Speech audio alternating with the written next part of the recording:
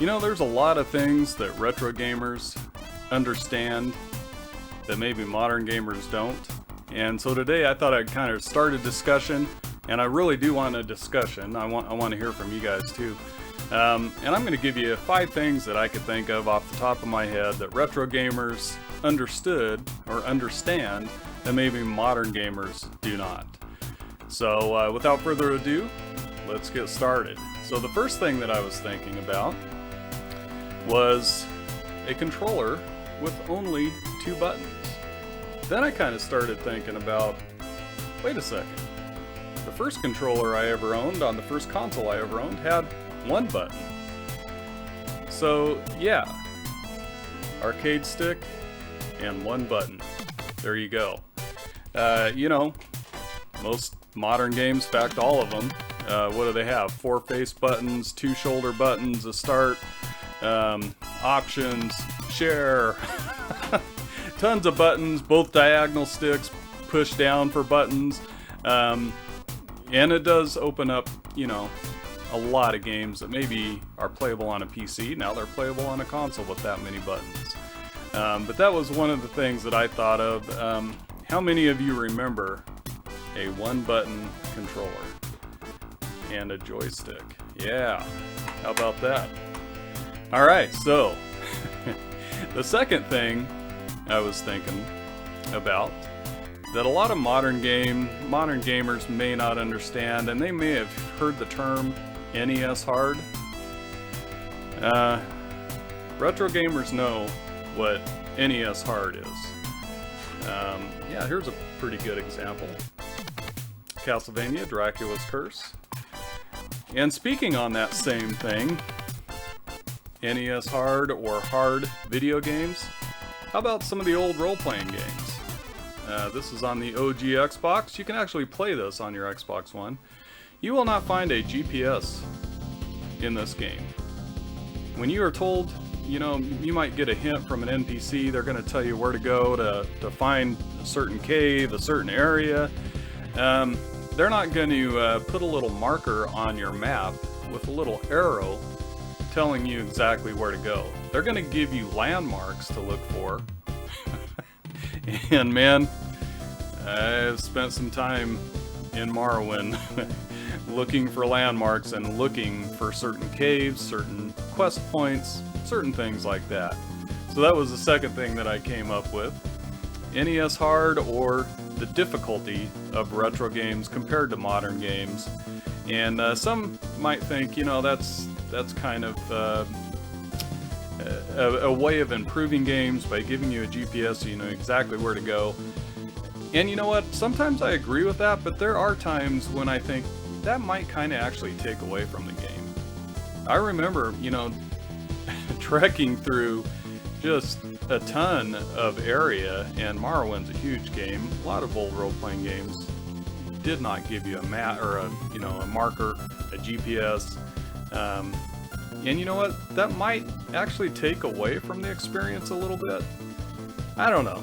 Let me know what you think. But so NES Hard, the difficulty of retro games, lack of GPS, that type of thing. Retro gamers completely understand that. One of the things that retro gamers really understand, so this is number 3, that maybe modern gamers are missing out on, I think that they are actually, and that is printed material. Yeah, manuals, you know, even full color manuals. How about some of the old Atari catalogs?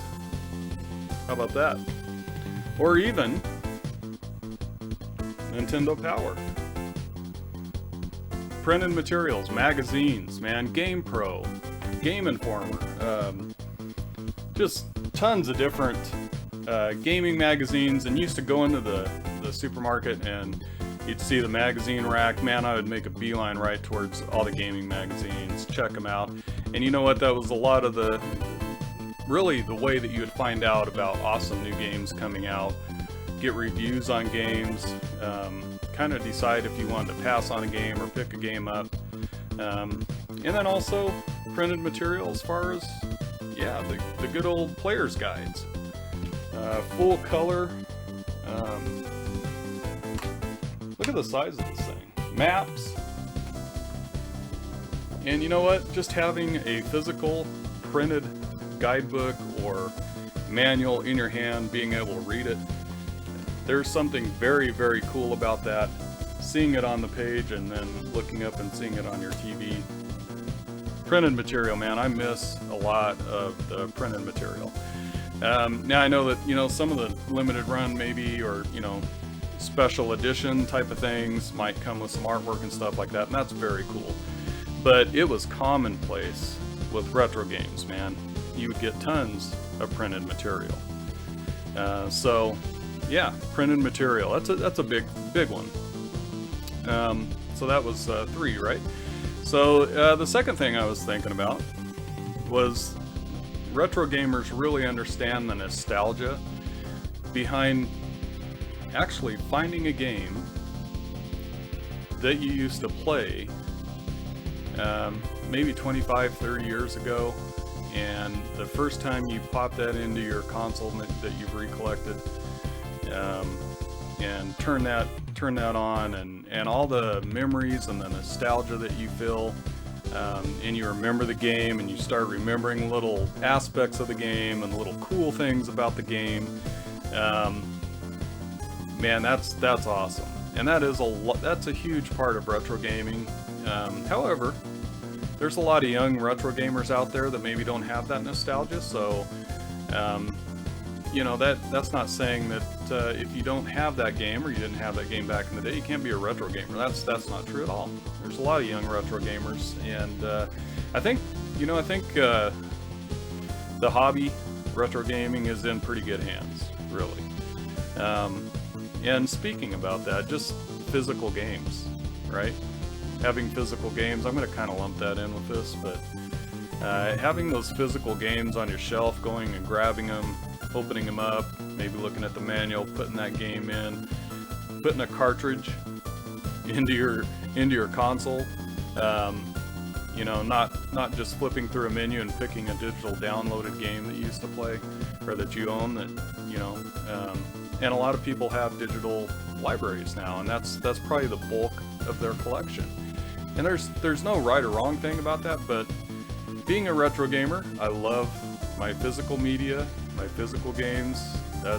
It's so awesome, and especially to have those games that you have nostalgia for, and you're actually able to experience them again, you know, years later. And then I was kind of thinking about, you know, what is one of the very coolest things to me about retro gaming? And playing the games, absolutely. And I am a person who actually plays retro games. I play the games on my TV. I play them. I love to play them on original hardware, on a CRT. But one of the really coolest things about being a retro gamer is getting up at 6 o'clock in the morning on a Saturday morning, going down to the coffee hut. Hot Java is our coffee place here in town. And, you know, I'll order an Americano with 4 shots in it. That's right, 4. Not just 3 standard shots, 4. And going out and going yard sailing with my wife. And when you are actually out there and you walk upon a table and you see an NES game, a Sega Genesis game, an N64 game, a GameCube game, PlayStation game that you've been wanting for a long time but you just have never found, and actually finding that in the wild and going up and buying that game, and usually at a garage sale, hopefully you're paying, you know, not very much, which, you know, we can talk about that some other time, but going to a good garage sale and actually getting a garage sale price on a retro game that you've been looking for, man, nothing beats that rush and that thrill of actually finding a game that you have not been able to find in the wild before, and you find it at a garage sale, and it's because you got up early in the morning, you went out hunting, you went out looking. And the same could be if, you know, going into, like, I don't have any retro game stores in my town, but my pawn shop is a pretty good source for me. So same thing, going into the pawn shop, man, and finding one of those games that you've been looking for forever, that is a thrill, and you do get a rush from that. And then being able to take that home and play it, and you know, I'm going to throw this in there a little bit too. Maybe some of you can comment on this too, but that was kind of number one, right? But kind of going hand in hand with that, finding a console, taking it home, cleaning it up, saving that console for maybe a landfill because somebody thought, well, you know, we're having a garage sale, I'll see if I can get 10 bucks out of this Sega Genesis, I'll throw it out there, you know. Finding a console or a game, bringing it home, cleaning it, restoring it back to pretty darn close to what it used to look like when it was brand new. That is rewarding. That's a rush. It's an awesome feeling. So I don't know, man. Let me know. Have you experienced any of these things that I'm talking about? Tell me some of the things that I missed that you really love about being a retro gamer, that you think maybe modern gaming is missing out on. People who aren't retro gamers are missing out on a little bit. I'd love to hear it in the comments. I know anybody watching this video would love to hear from you as well.